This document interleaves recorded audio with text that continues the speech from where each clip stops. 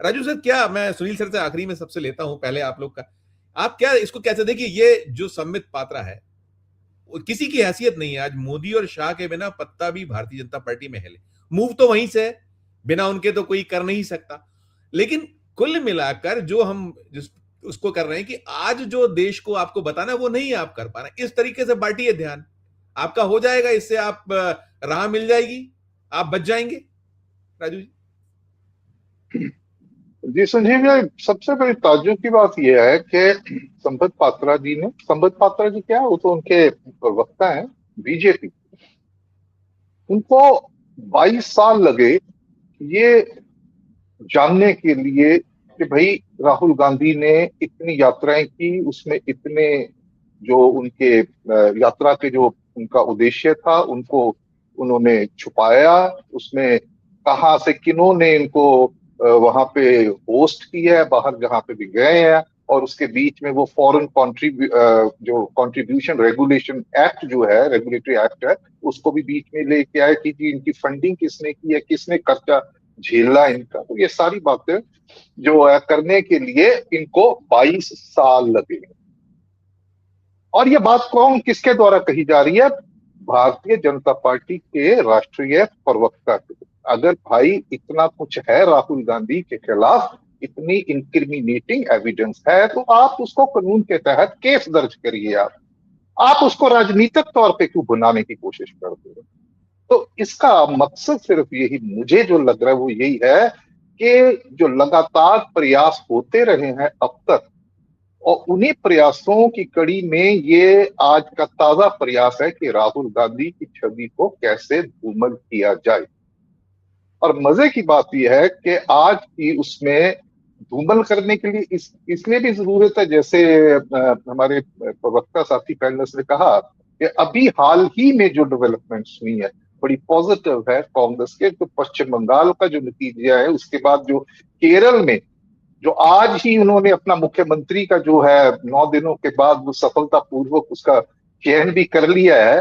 तो उसको, और ये जो तमिलनाडु में बीजेपी को रोका गया है, और ये जो सीबीआई डायरेक्टर की नियुक्ति में जिस तरीके से खबरें बाहर छन की आई कि राहुल गांधी ने एक डिसेंट नोट दिया है, तो जिस तरीके से राहुल गांधी एक प्रखर और मुखर रूप से बात कर रहे हैं, अपनी एक निर्भीकता से बात करते हैं, तो उसका जो है मुझे लगता है कि भारतीय जनता पार्टी अपने आप को असहज जो है वो महसूस करती। आप एक और चीज देखिए कि ये भारतीय जनता पार्टी जो अभी तक राहुल गांधी को निशाना बना रही थी और ये कह रहे थे कि कांग्रेस मुक्त भारत, और आज उसी के प्रवक्ता जो है संबित पात्रा, उन्होंने प्रेस कॉन्फ्रेंस के शुरुआत में कहा कि भारत के सबसे बड़े विपक्षी दल, तो उन्होंने वो, ये आप देखिए कि कहां से ये राहुल गांधी का जो बढ़ता हुआ प्रभाव है उसको ये चिन्हित करता है भारतीय जनता पार्टी की नजरों में, कि कांग्रेस मुक्त भारत से अब वो कांग्रेस को कह रहे हैं कि भारत का सबसे बड़ा विपक्षी दल जिसके नेता राहुल गांधी। तो वही राहुल गांधी की जो लुम्पेनाइजेशन की जो कोशिश की जा रही थी, जो पप्पू वाला दूसरा तीसरा राहुल गांधी, उससे बाहर निकल के जिस मुझे लगता है आज पहुंचे हैं जिस मुकाम पे, तो वो भारतीय जनता पार्टी उस पर असहज महसूस करती। और यहाँ पे आइडली होना तो ये चाहिए था कि 10 साल का जो, क्योंकि नरेंद्र मोदी जो है वो भारत के प्रधानमंत्री है और ये लीडर ऑफ ऑपोजिशन है, तो लीडर ऑफ ऑपोजिशन बिना कहे उनका ये मुकाबला है वो प्रधानमंत्री नरेंद्र मोदी से किया जा रहा है यहाँ पे परोक्ष रूप में। तो चाहिए तो ये था कि भाई 10 साल में मनमोहन सिंह जब प्रधानमंत्री थे और 10 साल जो इनके रहे 14 से 24 तक, उसका करना चाहिए कंपैरिजन, उसकी गुणवत्ता की, किसने कितने फॉरेन ट्रिप्स किए और उसमें से मिला क्या, भारत की विदेश नीति जो है वो कितनी स्ट्रेंथन हुई है उससे। मोदी जी जब आए हैं तो आते वक्त इनकी दो चीजें थी, इनके जितने भी यात्राएं रही हैं उसमें सबसे पहले था कि नेबरहुड फर्स्ट, कि हमने अपने जो हमारा जो खित्ता है साउथ एशिया, वो जियो पोलिटिकल जो है उसकी बात हो रही है कि उसमें हमने अपने संबंधों को कैसे सुधारना, कैसे भारत की छवि, और उसी वक्त ये कहा गया कि भाई भारत विश्व गुरु। और उसके बाद ज्यादातर इनके जो बाहर की यात्राएं, विदेश यात्राएं मोदी जी की, उसमें ये डायस्पोरा की एक डिप्लोमेसी जिसे कहते हैं, उसको जो साधने की कोशिश किया, जिसका उद्देश्य मतलब ये प्योरली राजनीतिक है। तो सवाल ये है कि भाई राहुल गांधी के ऊपर आप उनकी ये जो छानबीन कर रहे हैं कि भाई इतना संगीन और बहुत हास्यास्पद बातें भी इन्होंने राहुल गांधी के करी है, वो करी इसीलिए बोल दिए, जैसे उनकी नानी का जिक्र किया प्रेस वार्ता में कि होली सरप्राइज, वो तो मेरा ख्याल दुनिया में से विदा हो चुकी थी जब उसके बाद गए, और ये ओमान में क्या कर रहे थे, किसी नाइट क्लब में क्या कर रहे, तो वो सीधा कि वही चीज जो है जिसको ये ध्वस्त नहीं कर पाए। इनकी प्रॉब्लम मुझे लगता है भारतीय जनता पार्टी की ये रही है कि भैया ये बंदा घर पे क्यों नहीं बैठ रहा, इतनी कोशिश कर ली है इसको बैठाने की, ये थक ही नहीं रहा, ये बैठ नहीं रहा। तो राहुल गांधी को घर में बिठाने वाली जो रणनीति थी उसको, उसके तहत ही मुझे वो लगता है कि वो विफल हो गई है। तो अभी ये ताजा ताजा ये लेके आए हैं। तो अगर ये इसके इनके खिलाफ कोई ऐसी अगर साक्ष्य मौजूद है तो आप उनके खिलाफ केस कीजिए, उसके जो भी नियम है उसके उसके तहत वो चलाइए, तब बात पता चलेगी, आपकी नीयत तब साफ होगी। नहीं तो इसको मात्र राजनीति से प्रेरित और राहुल गांधी की व्यक्तिगत जो छवि है उसको धूमिल करने का प्रयास मैं समझता हूँ। Right sir, right sir. Sunil sir, आपने दो को तो सही सुना, शायद राशिद भाई को सुना, और आपने प्रेस कॉन्फ्रेंस देखी सर। ये देखिए, ये सवाल यही देखिए, आप ऐसे उंगली करते हैं तो 3 उंगली आपकी अपनी तरफ होती है। आप खुद कहीं और है, आप है, बार बार आप चीजें आ रही है सामने, आप उससे बच नहीं सकते इन चीजों से। करिएगा आप इसी पे, मैं जो पूछ रहा था मैं सुनील सर पे खत्म करता। देखिए ये तो वही दोहराने वाली बात है, ये दोहरा चरित्र जो है, मतलब इट्स सो सेल्फ एविडेंट। लेकिन सवाल यह है कि आज का जो विषय है मैं उसी तक अपने आप को सीमित रखूंगा, अन्यथा ये तो हमारे सुनने वाले हमारे दर्शक है वो जानते हैं, उनकी भी अपना एक बुद्धि अपना विवेक है, उनके पास भी जानकारी है, तो वो भी उसी के बल पे इसको तौलते हैं कि ये हो क्या रहा है। तो सीधी सीधी सी बात है इसमें कि भाई अगर भारतीय जनता पार्टी के प्रवक्ता, वो पार्टी के प्रवक्ता है, he is not the government, वो इन तथ्यों को सामने आके रख रही है, और ऐसी जानकारी जिस जानकारी तक पहुंच जो है सिर्फ और सिर्फ सरकार की हो सकती है, सरकारी तंत्र की हो सकती है,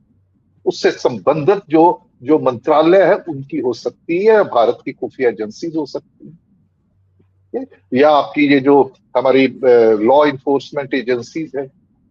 वो सभी की।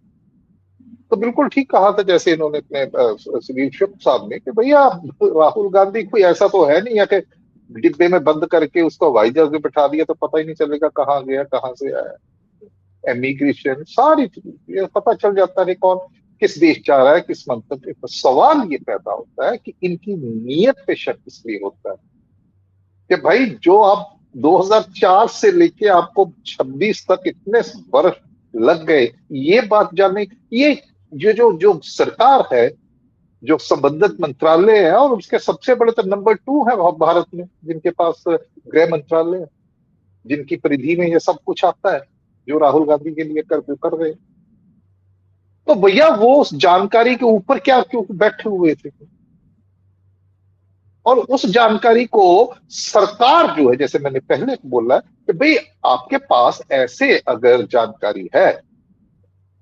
जो नियमों की, जो कानून का उल्लंघन आपको लगता है उसमें किया गया है, तो आप उसकी जांच बैठाइए, उनके ऊपर कानूनी जो कार्यवाही है वो कीजिए।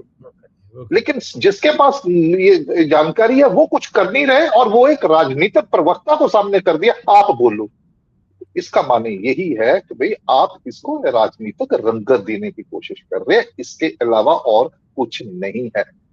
राहुल गांधी को मालूम नहीं है कि वो इनके निशाने पे कब से हैं। ठीक बात, ठीक बात। कांग्रेस से ज्यादा ये गांधी परिवार इनके इनके निशाने पे, इनको लगता है कि अगर इनको हमने वो ध्वस्त कर दिया तो हमने कांग्रेस पार्टी को खत्म कर दिया। इनके इर्द गिर्द ये एक कड़वी हकीकत है कि कांग्रेस पार्टी जो है वो गांधी परिवार के इर्द गिर्द, वो एक ऐसा धुरी है जिसके इर्द गिर्द वो चलती है।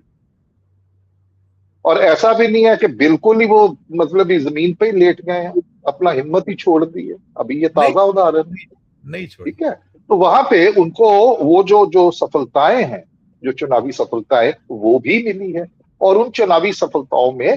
मुझे लगता है कि ये इसमें देखिए बात ऐसी, आप भी पत्रकार हैं, सुनील जी भी बहुत वरिष्ठ पत्रकार है, कि कोई भी बात हम लोग जब उसका उसका एक विश्लेषण करते हैं सबसे पहले देखते हैं उसकी टाइमिंग, कि इस वक्त ये बात क्यों कही गई है। तो अगर हम इसकी टाइमिंग देखें तो जो एक ऊपर की तरफ जा रहा था, जैसे मैंने उसका तमिलनाडु का किया कि वहां पे कितनी कोशिश की है गवर्नर के जरिए भी किसी तरीके से वो राहुल गांधी को, और कितना मुझे लगता है कि बहुत विचारधारक अगर दृष्टि से भी देखें तो बहुत मतलब भी इनका जो फैसला है, 5 ही उनके जो है विधायक है, उसके बावजूद भी उनका फैसला डीएमके से टूट के उसके खिलाफ जाके भी उसने, तो ये बहुत कमाल का फैसला जिसने बीजेपी को वहां पे पिछले दरवाजे से कहीं ना कहीं वापस आने की, जो सरकार बनाने की जो जितनी वो थी पॉसिबिलिटीज है, उस पर विराम लगा दी है। तो ये बड़ी एक रणनीतिक जो है चतुराई और चालाकी का जो इन्होंने मुजाहरा किया है।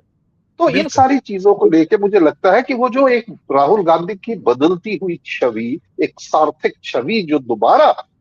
तमाम परिष्कार परिहास के इतने वर्षों का प्रयास परिष्कार के बावजूद भी ये जो सम्मानजनक स्थिति में की और इनकी बढ़ रही है छवि, वो कह रहे हैं कि भैया ये ऐसा क्यों हो रहा है, तो इसको धूमन कीजिए। तो वो नैतिकता के सवाल हमारे मुल्क में तो होता ही है कि भैया ये इसका चरित्र जो सही नहीं है, वो चीजें सारी इसमें है जो आज प्रेस कॉन्फ्रेंस पे। जी बिल्कुल बिल्कुल बिल्कुल बिल्कुल। तो मुझे लगता है कि जिस पे लोगों ने पहले कोई ध्यान नहीं दिया और अब भी वो इस पे ध्यान नहीं देंगे, इनको अपनी नीयत साफ करनी चाहिए, बजाय के प्रवक्ता आता है तो इसका मतलब राजनीति से प्रेरित है, तो नीयत पे शक होता है। तो ये मेरा मेरा ये मानना है कि इनको चाहिए कि अगर उनके खिलाफ कुछ है तो आए, तो राहुल गांधी भी अपना पक्ष सामने रखेंगे। ठीक है, तो यही एक लोकतंत्र जो है, सेहतमंद लोकतंत्र की लक्षण ही ये है। Right sir.